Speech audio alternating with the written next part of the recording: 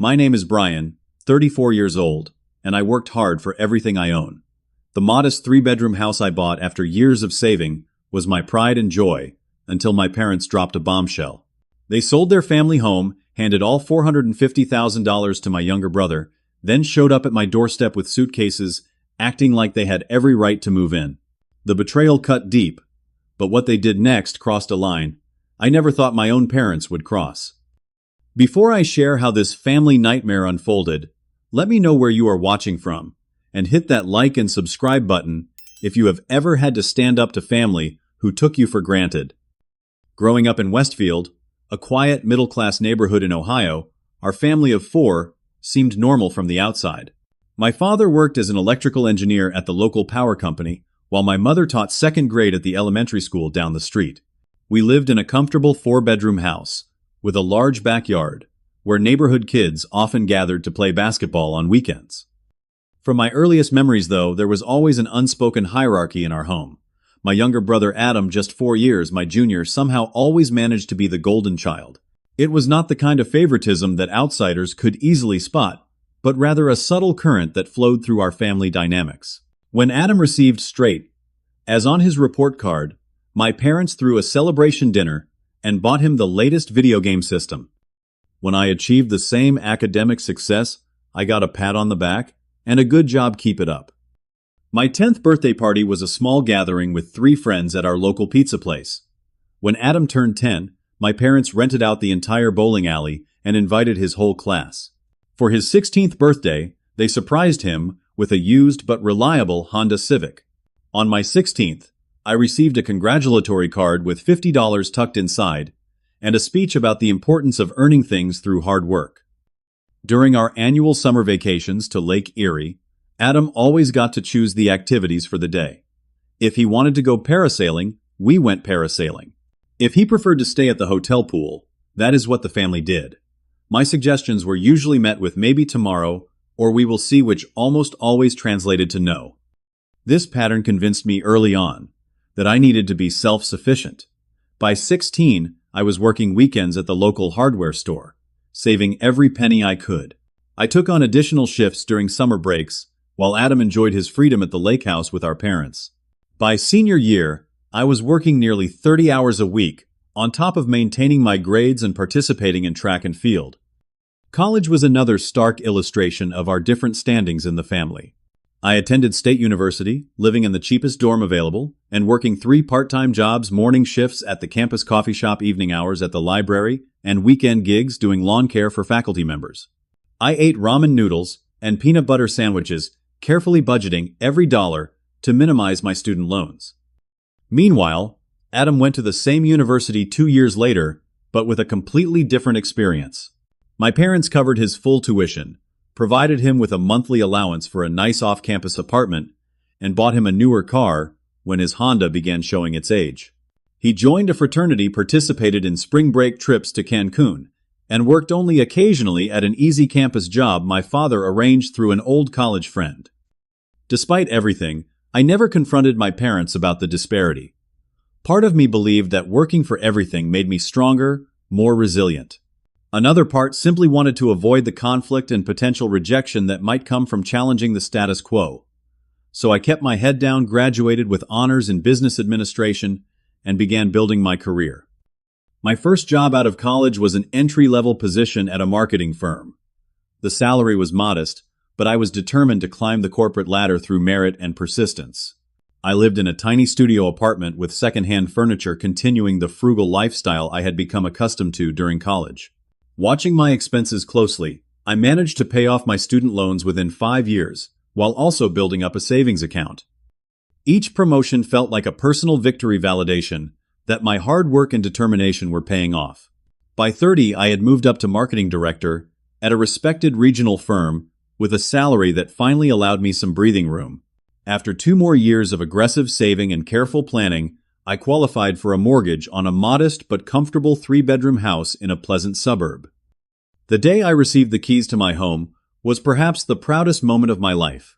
Walking through those rooms, knowing that every square inch represented my own effort and sacrifice, gave me a sense of accomplishment that was entirely my own.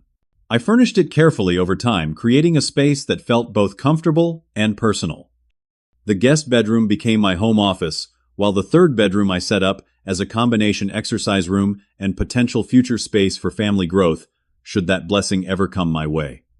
Throughout these years, I maintained regular contact with my family. Sunday dinners at my parents' house were a monthly tradition, and I always made appearances at holiday gatherings, birthdays, and anniversaries. Adam and I had a cordial, if not particularly close relationship. He had tried various career paths after college without finding much success, bouncing between sales positions and marketing roles, never seeming to find his footing or purpose. My parents continued their pattern of making excuses for his career struggles while holding me to higher standards. When Adam lost a job for repeatedly showing up late, it was because his manager had unreasonable expectations. When I mentioned being passed over for a promotion I had hoped for, my father suggested I probably needed to put in more effort to stand out. Despite these frustrations, I valued family connection and worked to maintain those relationships. I helped my father install a new deck on their house one summer, assisted my mother with technology issues, and even lent Adam money twice when he was between jobs, though I never saw those funds again. Family was family, I reasoned, and nobody is perfect. Looking back, I can see that I was trying to earn the approval and recognition that seemed to come so effortlessly to Adam. Part of me still hoped that one day my parents would acknowledge my achievements with the same enthusiasm they showed for even the smallest of his accomplishments. I wanted to believe that my independence and success would eventually earn their respect and equal treatment. I could not have imagined then just how dramatically those illusions would be shattered. The invitation to dinner at my parents' house came on a Tuesday. My mother called her voice, carrying that particular tone she used when she had something important to discuss. "We would love for you to come over Thursday evening," she said. "There is something we want to talk about with you." I arrived at 6:30 carrying a bottle of the red wine my father enjoyed. The familiar scent of my mother's lasagna, my favorite since childhood, greeted me as I walked through the front door. Adam was already seated at the dining table, scrolling through his phone with casual disinterest. He glanced up briefly, offering a quick nod before returning to whatever had captured his attention on the screen. Dinner conversation flowed with the usual rhythm of family gatherings. My mother asked about work, my father commented on the latest sports scores, and Adam interjected occasionally with anecdotes about friends or complaints about traffic. Nothing indicated the bombshell that was about to drop. It was not until we had finished the main course that my father cleared his throat, exchanging a meaningful look with my mother. "We wanted to let you know about a decision we have made." He began, his tone deliberately casual. "Your mother and I have decided to sell the house." I nodded, not particularly surprised. The four-bedroom home had become excessive for just the two of them, and many of their friends had already downsized for retirement. "That makes sense," I replied. "Are you looking at condos or something smaller in the area?" My mother fidgeted with her napkin. "Well, not exactly. We are going to be staying with Adam for a while." I turned to Adam, who suddenly seemed very interested in the last bite of lasagna on his plate. "You bought a place?" I asked him. "Not yet," he mumbled, still avoiding eye contact. My father jumped in. "That is part of what we wanted to discuss. We are giving Adam the proceeds from the house sale to help him get back on his feet. He has had some financial difficulties with that business venture that did not work out." The business venture in question had been a poorly conceived food truck, specializing in gourmet grilled cheese sandwiches, an impulse decision Adam had made after watching a Food Network marathon. He had convinced my parents to co-sign a business loan, then abandoned the project 3 months later when he realized the work involved actual early mornings and long hours. "The whole amount?" I asked, struggling to keep my voice level. "The house must be worth at least $400,000. $450,000, actually," my mother corrected with a small smile. "The market has been very good lately." I felt a sudden hollowness in my chest. "And you are giving all of it to Adam."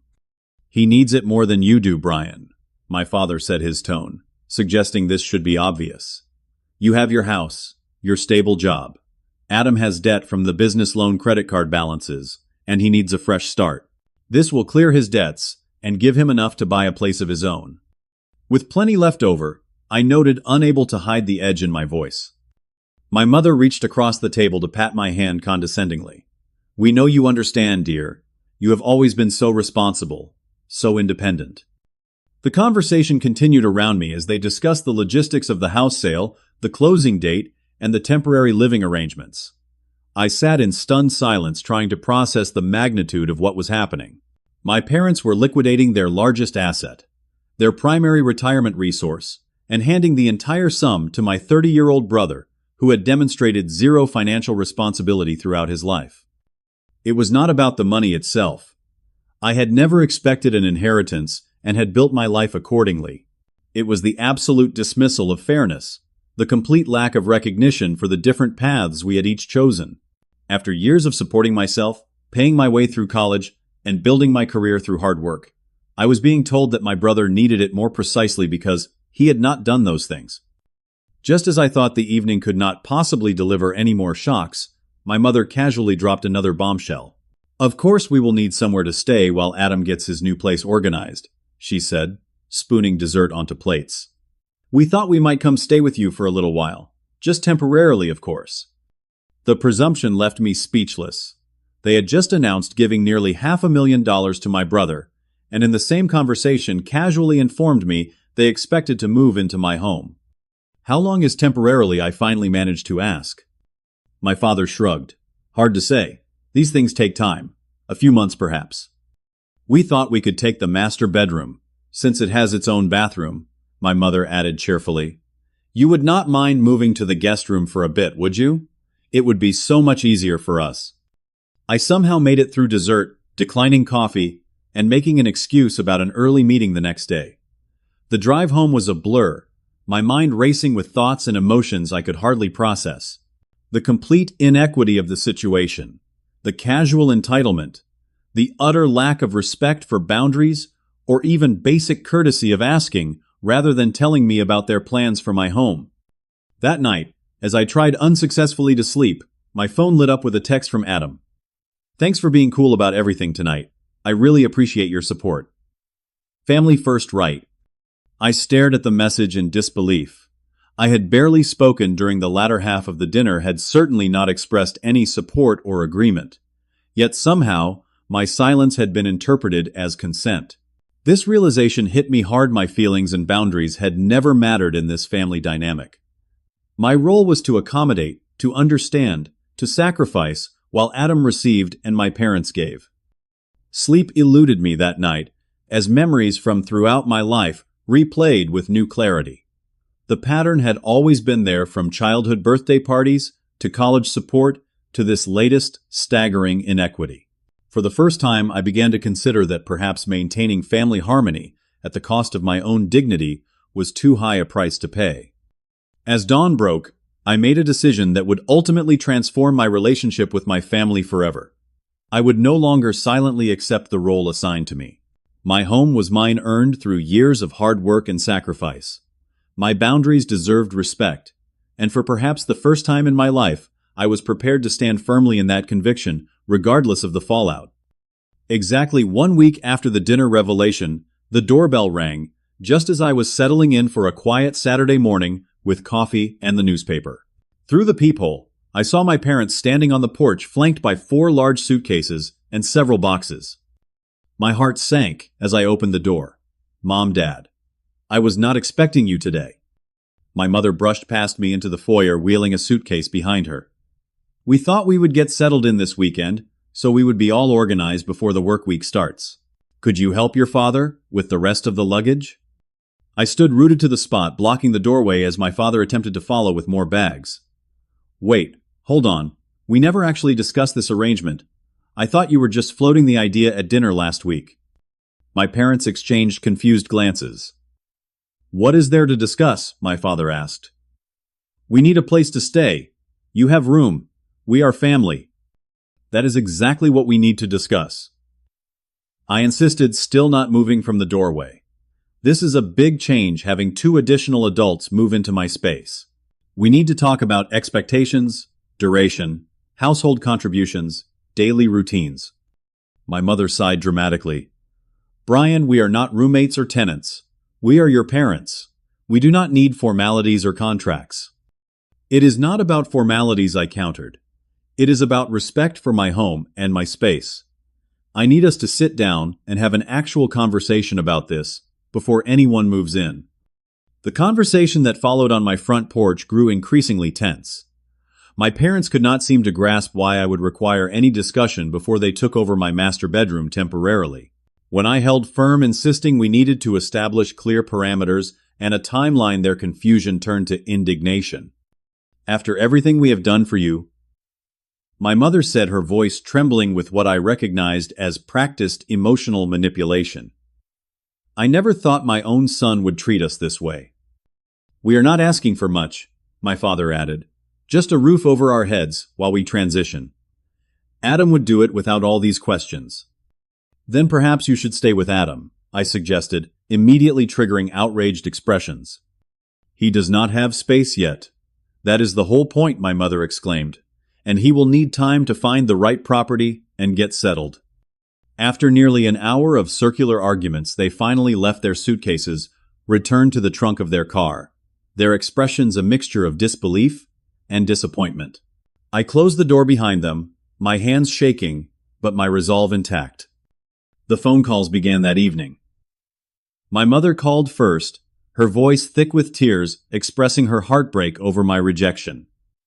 My father called an hour later, his approach more direct. "Your mother is very upset. I hope you are proud of yourself." Over the following days, the pressure intensified. My aunt called to tell me how disappointed she was in my behavior. My uncle sent a text asking what kind of son refuses to help his parents. Even my cousin, whom I had always been close to, reached out to suggest I was being unreasonable. Through it all, Adam remained conspicuously absent from the conflict, presumably busy planning how to spend his windfall, while our parents dealt with the housing situation. His only contribution was a brief text. "Dude, just let them stay. It is not that big a deal." The stress began affecting other areas of my life. At work, I found myself distracted, missing details in meetings, falling behind on projects. My boss called me into his office to ask if everything was all right, noting my uncharacteristic lack of focus. Sleep became elusive. My nights spent ruminating over conversations and replaying scenarios in my mind. After 2 weeks of constant pressure and deteriorating well-being, I scheduled an appointment with a therapist, Dr. Reynolds listened carefully as I explained the situation, occasionally asking clarifying questions, but mostly allowing me to unpack the complex dynamics at play. "What you are describing," she said when I had finished, "sounds like a family system with deeply entrenched roles. You have been cast as the self-sufficient one, the one who does not need help or resources, while your brother has been assigned the role of the one who requires support and assistance." "But I do need things sometimes," I said quietly. "I just stopped asking because the answer was always no." She nodded. "That is how these systems perpetuate themselves.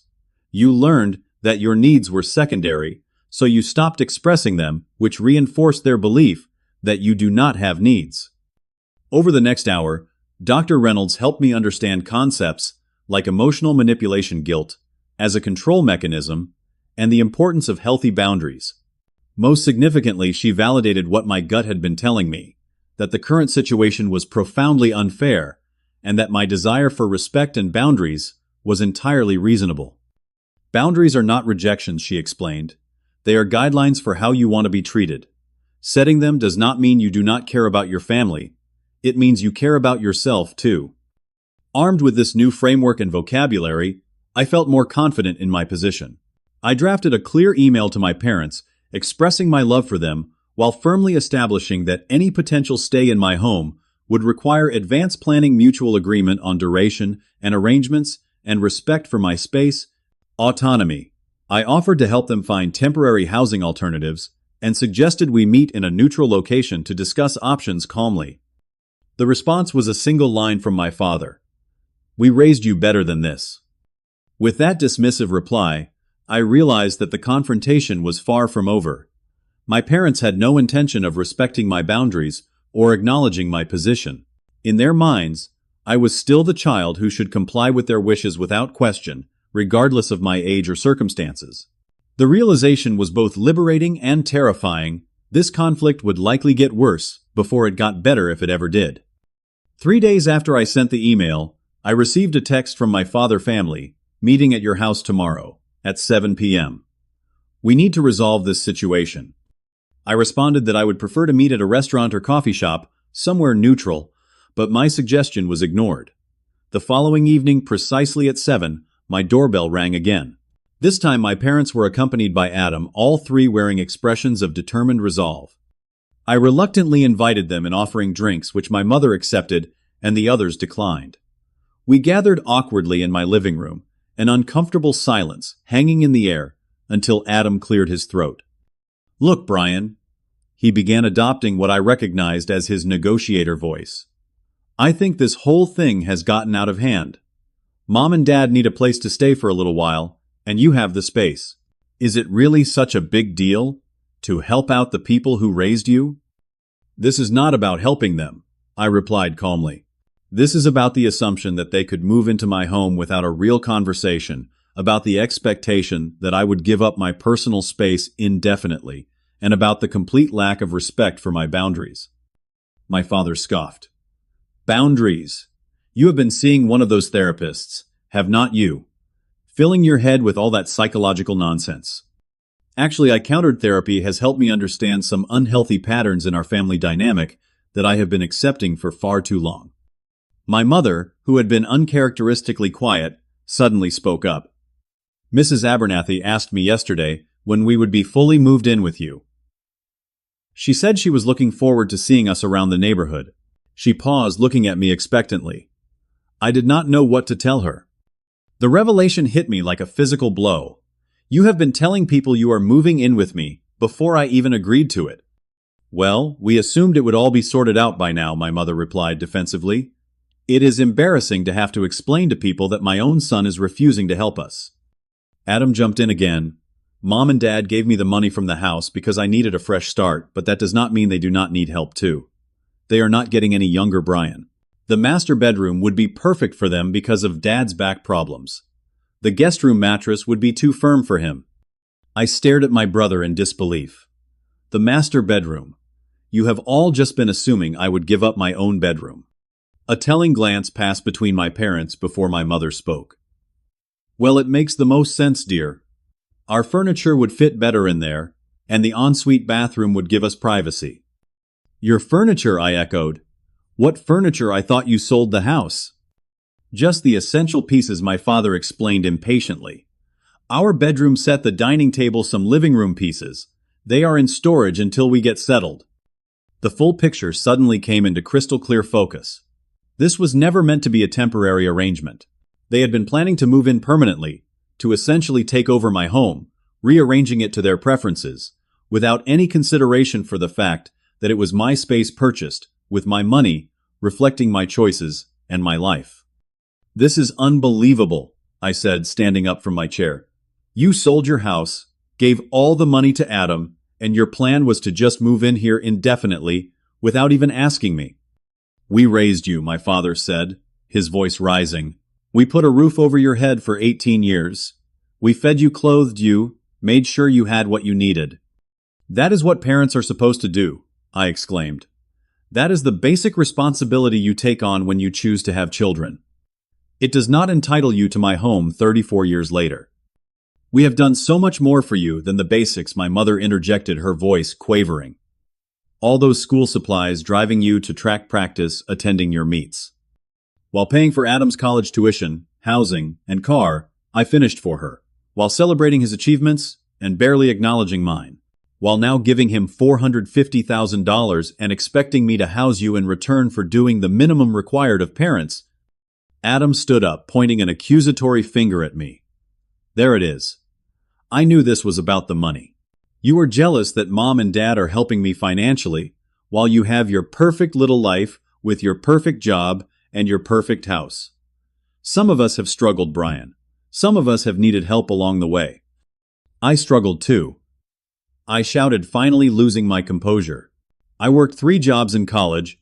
I ate ramen for dinner 4 nights a week while you were pledging a fraternity and driving the car they bought you. The difference is that I faced my challenges instead of expecting bailouts at every turn." My mother began to cry, burying her face in her hands. My father put his arm around her, glaring at me. "Now look what you have done. Is this how you speak to your mother?" After everything she has sacrificed for you? Something inside me snapped. Years of suppressed feelings burst forth like a broken dam. What exactly did she sacrifice for me that she did not also do for Adam?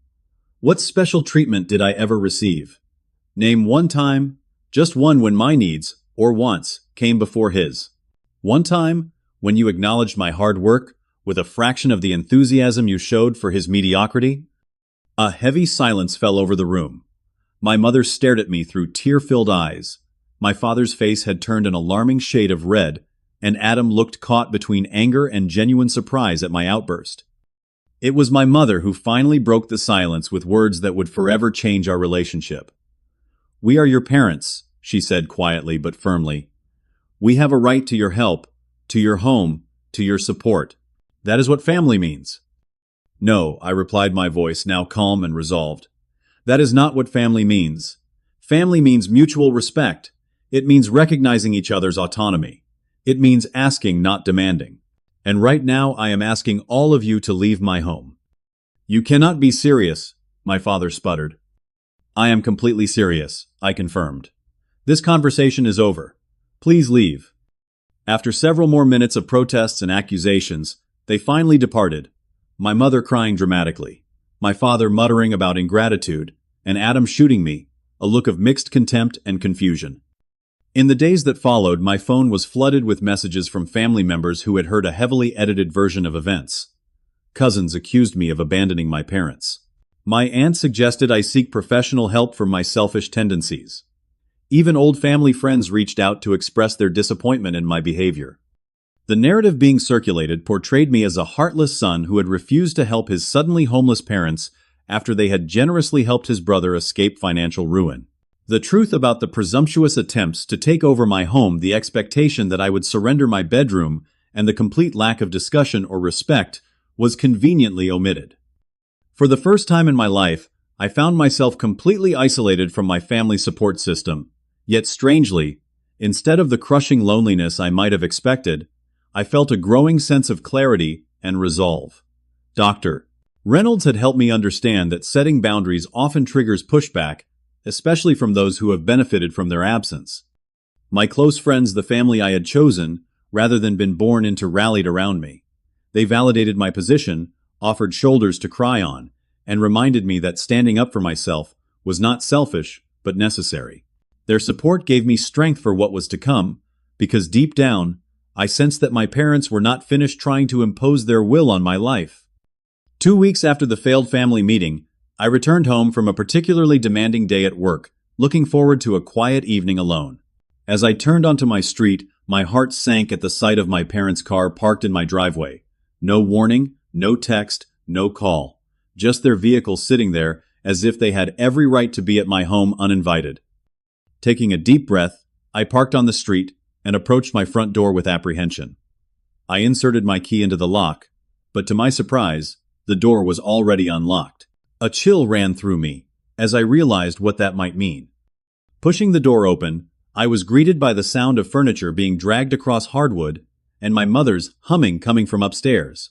In my living room, several unfamiliar boxes were stacked against the wall, and my coffee table had been moved to make space for what appeared to be my parents' antique side table.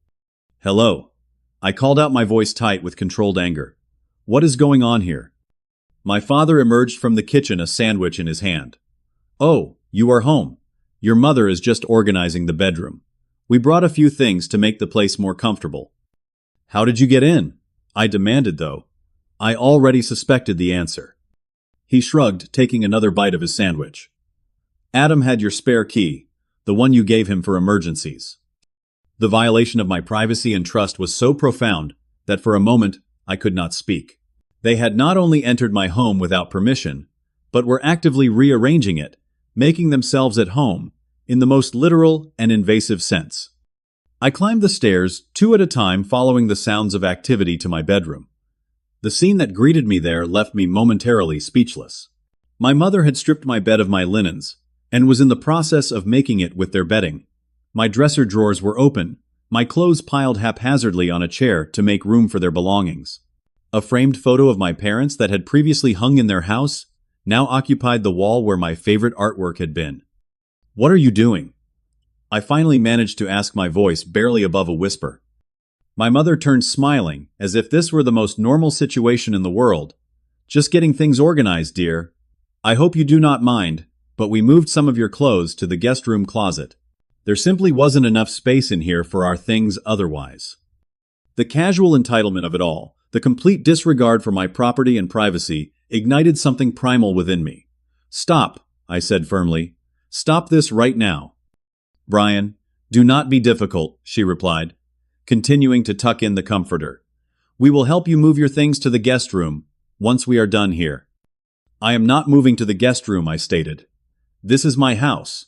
This is my bedroom. You broke in." "We did not break in," my father interrupted, appearing in the doorway behind me. "We used a key you gave to the family." "For emergencies," I shouted, finally losing my composure. "Not for you to let yourselves in and take over my home while I am at work." My mother straightened up, fixing me with the disappointed look she had perfected over decades of parenting. "We raised you, Brian. We changed your diapers, nursed you through chicken pox, helped you with your homework. Is this really how you repay us? Making a fuss over something as trivial as bedroom arrangements when we need a place to stay?" "This is not about bedroom arrangements," I said, struggling to keep my voice steady. "This is about consent. This is about respect. This is about the fact that you did not ask, you just took. You have been doing that my entire life, and I have allowed it, but not anymore. Not in my own home." "We are not some strangers who need your permission," my father argued. "We are your parents. That means something." "Yes, it does," I agreed. "It means you should hold yourselves to a higher standard of respect for me, not a lower one." What followed was the most heated argument I had ever had with my parents. Years of suppressed feelings and unspoken resentments poured out as we confronted the fundamental disconnect in our perspectives. To them, parental authority was absolute, and lifelong their needs automatically prioritized by virtue of their status. To me, adult relationships, even between parents and children, required mutual respect and boundaries. During the argument, several revelations emerged that only reinforced my position. They had already given notice on their apartment, assuming they would be living with me by the move-out date. They had spent a portion of their savings helping Adam with expenses before the house sale, leaving them with less financial cushion than I had assumed. And most shockingly, the temporary arrangement they had initially described was actually intended to be permanent. Their plan all along was to live with me indefinitely, while Adam enjoyed his windfall alone. "We thought it would be easier this way," my mother admitted when pressed. "We knew you might be reluctant if we presented it as a permanent arrangement from the start. So you lied to me," I stated flatly. "We simply introduced the idea gradually," my father countered. "We raised you, Brian. This is the least you can do." In that moment, looking at my parents standing in my bedroom surrounded by their possessions displacing mine, I reached absolute clarity. This pattern would never end unless I ended it. The boundaries would never be respected unless I enforced them absolutely. "You have 1 hour," I said, my voice calm and resolute. 1 hour, for what my father asked. 1 hour to pack your things and leave my house. Every box, every piece of clothing, everything that belongs to you needs to be out of here in 1 hour. They stared at me in disbelief, clearly not comprehending that I was serious. "You cannot throw us out," my mother protested. "We have nowhere to go." "That is not my problem," I replied, surprised by my own firmness. "You created this situation by selling your house, giving away the money, and assuming you could move in here without my consent. You have 1 hour, or I call the police, to report trespassers in my home." "You would not dare," my father challenged, though I could see uncertainty in his eyes. I took out my phone, pulled up the local police department's non-emergency number, and held my finger over the call button. "Try me." For several long moments, we stood in tense silence, the reality of the situation slowly sinking in for all of us. Then, without another word, my father began gathering their belongings from my dresser. I stepped out of the room, went downstairs, and made the call anyway, not to report them immediately, but to request a standby officer in case the situation escalated. I explained the circumstances calmly. My parents had entered my home without permission, Using a key they had obtained from my brother, were attempting to move in against my wishes, and I was concerned about potential conflict when I asked them to leave. The dispatcher was understanding and assured me an officer would be in the vicinity within the hour, ready to assist if needed. The knowledge that backup was available gave me the confidence to stand firm as my parents gradually accepted the reality of their situation. As they packed, muttered accusations and guilt-laden comments filled the air. I never thought my own son would put us out on the street, and, after everything we have done for you, and the particularly cutting, your brother would never treat us this way. I remained silent, helping to carry boxes downstairs, not out of compassion, but to expedite their departure. When the last of their belongings had been loaded into their car, my mother turned to me with tears streaming down her face. "Where are we supposed to go tonight?" she asked. "You could try Adam's," I suggested. "He has 450,000 reasons to help you out." My father, red-faced with anger, pointed a finger at me. "This is not over, Brian. Family loyalty means something even if you have forgotten that." "Loyalty goes both ways," I replied. "So does respect. When you remember that, we can talk about rebuilding our relationship." As their car pulled away from my curb, I watched with a mixture of relief, guilt, and resolute determination. That night, I changed all the locks on my house and installed a simple security camera system that would alert me to anyone approaching my front door. The physical barriers seemed necessary, but it was the emotional boundary I had finally established that truly marked a turning point in my life. The fallout from my decision to enforce boundaries was swift and intense. Within days, the family grapevine was buzzing with a highly distorted version of events. According to the narrative being circulated, I had callously thrown my elderly parents out onto the street after they had innocently asked for temporary shelter. The fact that they were both healthy individuals in their early 60s, had entered my home without permission, and had attempted to take over my personal space, was conveniently omitted from this retelling. Social media became a battlefield. My aunt posted a thinly veiled status update about younger generations lacking respect and family values, which quickly accumulated sympathetic comments from relatives and family friends. My cousin shared an article about caring for aging parents with the caption, "Some people need to read this," clearly directed at me. Adam, now positioned as the dutiful son, posted photos of our parents helping him shop for furniture for his new home, pointedly thanking them for their unconditional support through difficult times. I maintained my silence online, refusing to engage in public family drama, but the isolation was palpable. Invitations to family gatherings stopped coming. Birthday wishes from relatives dwindled to just a few close cousins who had either heard my side of the story or reserved judgment. A week after the confrontation, I received an unexpected visit from my grandparents, my father's parents, who had driven 2 hours to see me. I welcomed them cautiously, uncertain which version of events they had heard or whose side they had taken. Grandpa Frank wasted no time getting to the point. "We heard about the situation with your parents," he said, as we settled in my living room. "They told us you refused to help them after they hit some financial troubles."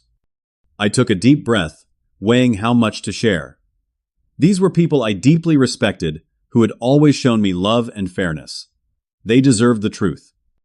"That is not exactly what happened," I began, before recounting the full story from the dinner announcement to the unauthorized entry into my home. I showed them photos I had taken of my bedroom during my parents' attempted takeover, text messages that contradicted the narrative being shared, and emails documenting my reasonable attempts to establish boundaries.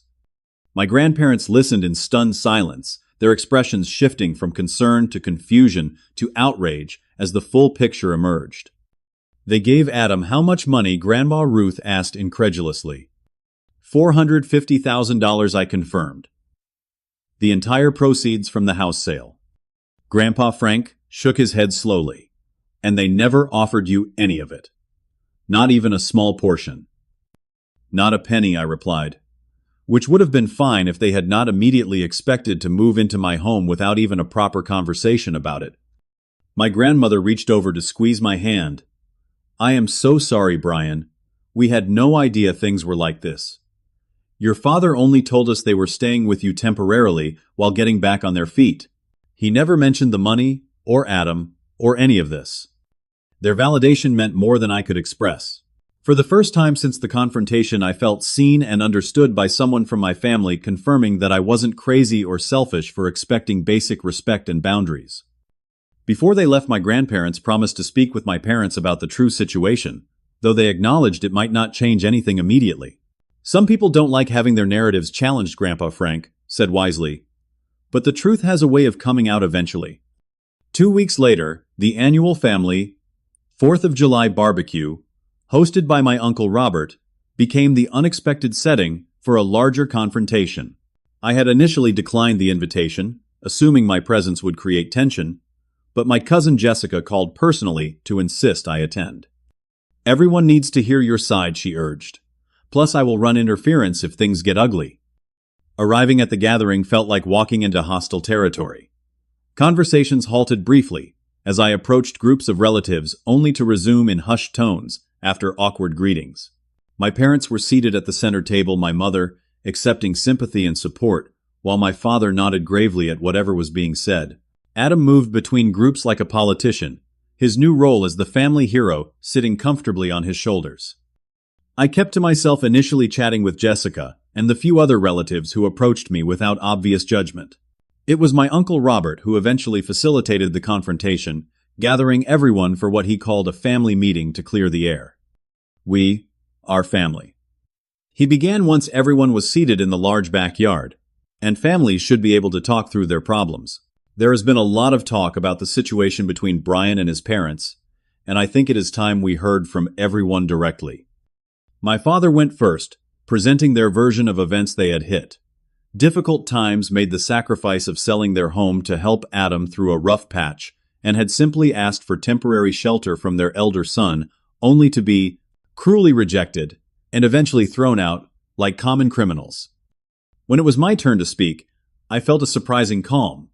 The weeks of therapy and self-reflection had given me confidence in my position and the language to express it clearly. "What my father did not mention," I began, "is that they gave the entire $450,000 from their house sale to Adam, then expected to move into my home permanently without any real discussion. They used a spare key, meant for emergencies, to enter my house while I was at work, began moving my possessions out of my own bedroom, and redecorating my home to their tastes without my knowledge or consent." Murmurs spread through the gathering as I continued methodically presenting the evidence I had brought: photos, text messages, and the timeline of events. I explained the pattern of favoritism throughout our lives, not to gain sympathy, but to provide context for why this latest episode had become my breaking point. "I have never asked my parents for financial help," I concluded. "Not for college, not for my house, not for anything. All I asked for was basic respect for my home and my boundaries, which they refused to give." The family gathering split into factions as the full story emerged. Some relatives remained firmly on my parents' side, arguing that children owe their parents unconditional support regardless of circumstances. Others, particularly those of my generation, expressed shock at the inequity of the situation and the violation of my privacy. The most surprising turn came when my cousin Michael directly challenged Adam. "So you got nearly $500,000 free and clear, bought yourself a nice house, and your parents expected Brian to house them indefinitely, and you were okay with this arrangement?" Adam, put on the spot for perhaps the first time in this entire saga, stammered through a response about everyone doing their part and different kinds of support. But his discomfort was evident. The golden child narrative was beginning to tarnish under scrutiny. My mother, sensing the shift in family opinion, attempted to redirect the conversation to my heartless decision to put them out on the street. But my Aunt Susan unexpectedly interjected. "Where did you go that night, Barbara?" she asked my mother directly. "After Brian asked you to leave." We had to stay in a hotel," my mother replied, her voice quavering for maximum sympathy effect. "For how long?" Susan pressed. "Just 2 nights, until we could arrange something else," my father answered for her. "So you were not actually homeless," Susan concluded. "You had options. You just preferred Brian's house because it was free, and you thought you could take over his master bedroom without asking." The family gathering did not end with a neat resolution or tearful reconciliations. Instead, it marked the beginning of a slow shift in the family dynamic. Some relatives who had been quick to judge began to reconsider their positions. Others doubled down on their support of my parents, viewing my boundary setting as a generational failure of values. As I prepared to leave, Adam approached me in the driveway away from the others. For the first time, he looked uncomfortable, even slightly ashamed. "Look," he began awkwardly. "I did not know they were planning to move in with you permanently. They told me it was just for a few weeks until they found a place." "Would it have made a difference if you had known?" I asked. He hesitated, then shrugged. "I do not know. Maybe, probably not. At least he was honest. It is just. They have always been there for me. You know? I guess I never thought about how different things were for you." It wasn't an apology or an acknowledgement of his role in the situation, but it was perhaps the first crack in the family narrative that had been constructed around our respective places in the hierarchy. I left the gathering with a mixture of exhaustion and cautious hope, sensing that while the immediate conflict remained unresolved, the foundations of our family dynamic had been irreversibly shaken. 6 months passed before I had any direct contact with my parents again. During that time, I focused on rebuilding my life without the constant background noise of family drama. My work performance improved as my stress levels decreased. I developed deeper connections with friends who had supported me through the crisis. I even began dating Sarah, a kind and insightful woman I met through a community volunteer program who understood the importance of healthy boundaries in all relationships. The space and time allowed me to process the complex emotions surrounding the family rupture. There was grief for the relationship I had wished for but never truly had. There was anger at decades of inequity and dismissal. But increasingly, there was also peace that came from no longer contorting myself to fit into a predetermined role that required the constant sacrifice of my dignity. Dr. Reynolds helped me understand that, while estrangement was not necessarily the goal, distance was sometimes necessary for healing. Healthy relationships require mutual respect, she reminded me. You cannot create that respect through sacrifice or compliance. Sometimes the only leverage you have is your presence or absence in the relationship. I maintained contact with my grandparents and the cousins, who had shown understanding, gradually rebuilding a family network based on mutual respect rather than obligation. Through them, I occasionally heard updates about my parents and Adam. They had eventually found a small condo to rent, using some of the remaining money from Adam's windfall. Adam had indeed purchased a house more modest than initially planned after some of the money went to support our parents. The family narrative had evolved from its initial black and white portrayal of villain and victims. As more relatives heard the full story and witnessed the aftermath, opinions became more nuanced. Some still believed I should have accommodated my parents regardless of the circumstances, but others had begun to question the family patterns that had led to the situation. It was my grandmother who finally facilitated a tentative reconnection. "Your parents have been doing some thinking," she told me during one of our regular phone calls. "They will never say it outright, but I think they are ready to talk. On more equal terms this time." The meeting took place at a neutral location, a quiet coffee shop halfway between our homes. My parents looked older somehow, the events of the past months etched into new lines on their faces.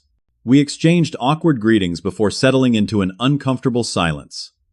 "Thank you for agreeing to meet my father finally," said his usual authoritative tone, notably absent. "Grandma thought it was a good idea," I replied neutrally. "I trust her judgment." My mother fidgeted with her napkin. "We have been doing a lot of thinking, Brian, about everything that happened, about how things were before." What followed was not exactly an apology, at least not in the straightforward way I might have hoped for. It was more a series of acknowledging statements. They acknowledged that entering my home without permission had been wrong. They acknowledged that expecting to take my bedroom had been presumptuous. They even in a roundabout way acknowledged that the financial disparity between how they had treated Adam and me had been significant. "We always thought you were the strong one," my mother explained, "the one who could handle things on your own. Adam needed more support." "Everyone needs support sometimes," I replied.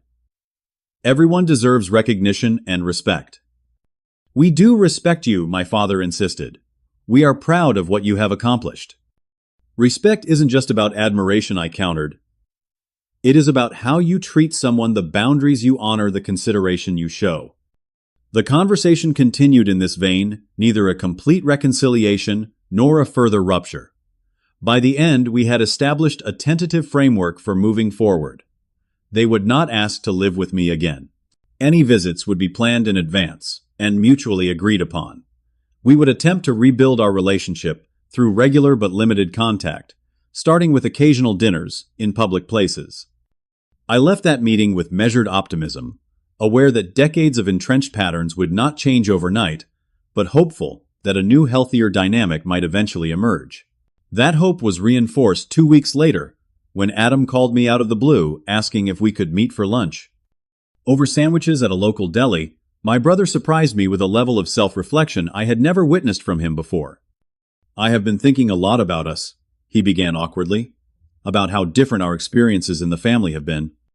"Different is an understatement," I replied, but without the bitterness that would have colored such a statement months earlier. "Yeah," he nodded, actually looking me in the eye. "I never really saw it before. Or maybe I did not want to see it. It was easier to accept the good stuff coming my way without questioning why you weren't getting the same."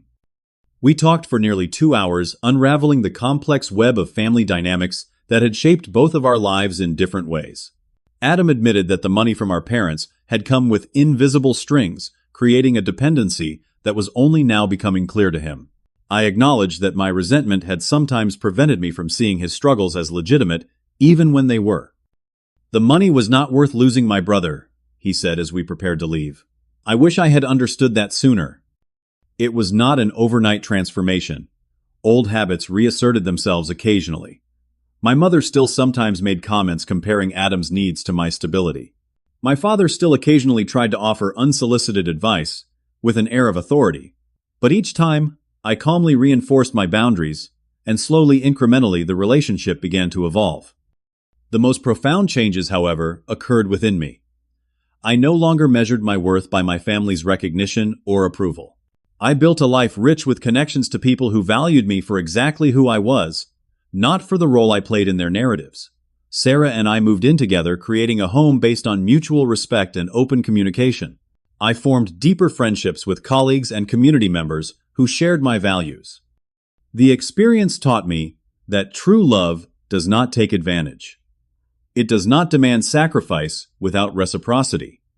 It does not dismiss boundaries as inconveniences. Real family, whether blood or chosen, builds each other up rather than depleting resources and emotional energy. 1 year after the confrontation that changed everything, I hosted a small dinner party at my home. Among the guests were my parents, Adam, Sarah, and 2 close friends who had supported me throughout the journey. The conversation was sometimes awkward, occasionally tense, but ultimately respectful.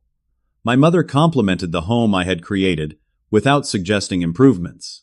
My father asked about my recent promotion without taking credit for my work ethic. Adam brought a thoughtful housewarming gift and engaged warmly with Sarah. It was not perfect, but it was progress. And as I looked around at this gathering of people navigating a new way of relating to each other, I felt a profound sense of peace. I had discovered that standing firm in my own worth was not selfish, but necessary, not just for me, but for the health of all my relationships. If you have ever had to set difficult boundaries with family, I would love to hear your story in the comments. How did you find the courage to stand up for yourself? What helped you through the process? Remember to like and subscribe if this story resonated with you, and share it with someone who might need to hear that it is okay to expect respect, even from the people who raised you. Thank you for listening, and I wish you strength and peace on your own journey to healthy relationships.